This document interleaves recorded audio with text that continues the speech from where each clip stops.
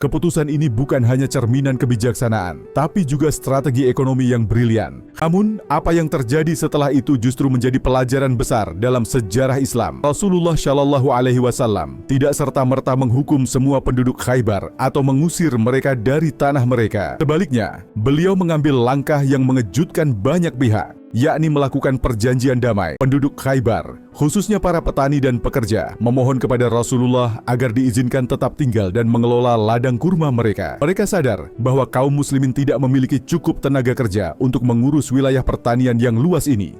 Rasulullah menyetujui permintaan itu, namun dengan satu syarat penting. Separuh dari hasil panen setiap tahun akan diberikan kepada negara Islam. Keputusan ini bukan hanya cerminan kebijaksanaan, tapi juga strategi ekonomi yang brilian. Khaybar, dengan kesuburan tanah dan kekayaan hasil panennya, menjadi sumber pemasukan baru bagi negara Islam di Madinah.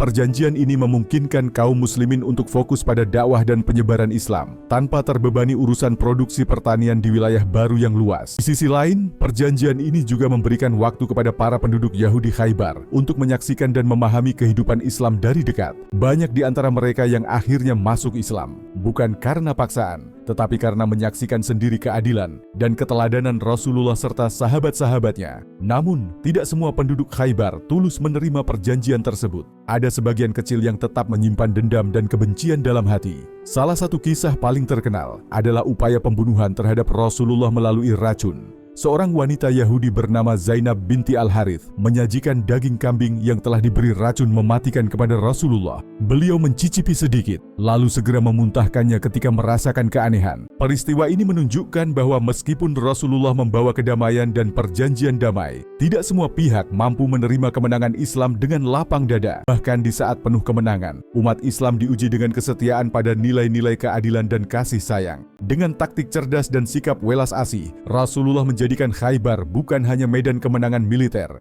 tapi juga panggung bagi Islam menunjukkan kebesaran akhlaknya. Dan dari sinilah, angin perubahan mulai bertiup ke seluruh jazirah Arab.